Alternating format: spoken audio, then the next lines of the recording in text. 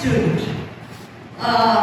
She was 13 years old, and she had red hair and freckles, and she was in a Western civilization class. Of course, she had no idea what Western civilization was. So our teacher took sympathy on her and said, okay, I'm going to bring history to life for this young girl. So she invited me to the university to hear a civil rights speaker that day. And off we went to Stanford Memorial Auditorium that seats 1,600 people. And it was completely full. 1,600 people inside, 400 people outside. This was 1964, in the height of the civil rights movement.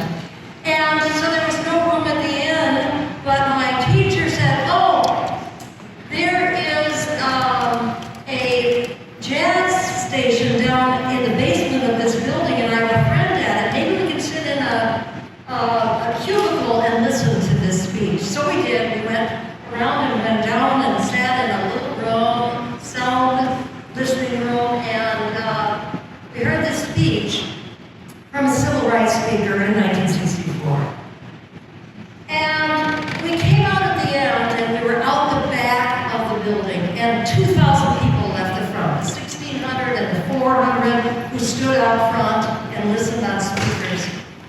And as we were standing there, she was saying to me, well, so what did you think of it? And I said, well, I think I learned a lot. And all of a sudden, 4 men come bounding out of the back, and one of them walks right up to me and he says, what's your name, young lady? And I said, Betty James.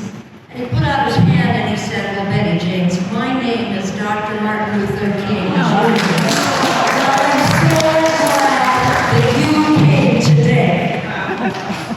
And he shook my hand. And then the 4 men walked off, jumped in the Chevy, and drove off.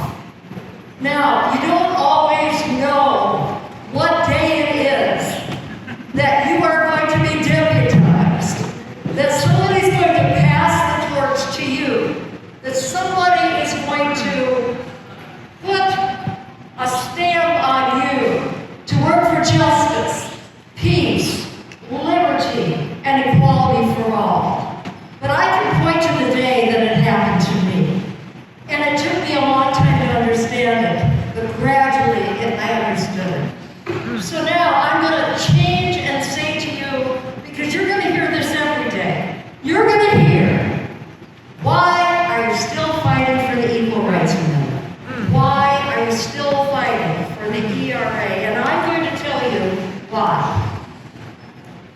Because where I come from, women make on average 81 cents a dollar, with much, much larger inequities for Black, Indigenous, Latinx, Asian women, and women of color. Because 2/3 of U.S. seniors like me who live in poverty, 2/3 of seniors who live in poverty are women. Because 2/3 of tip workers are women, because 2/3 of minimum wage earners are women, because less than 1% of rapes will lead to felony convictions, because we are still fighting the battle for voting rights for all, because 1 in 5 women will be raped during their lifetime, because femicide and uxoricide, look it up, uxoricide are the norm in America, because women still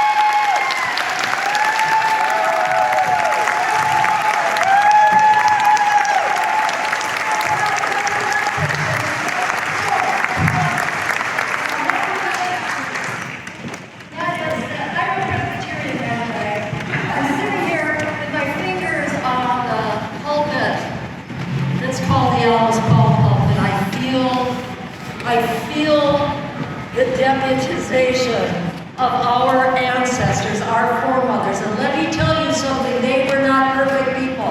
I know that, you know that. Not perfect people. And actually, Charles Blow said last week, no one has the power to change our yesterday. But we can bow to history and not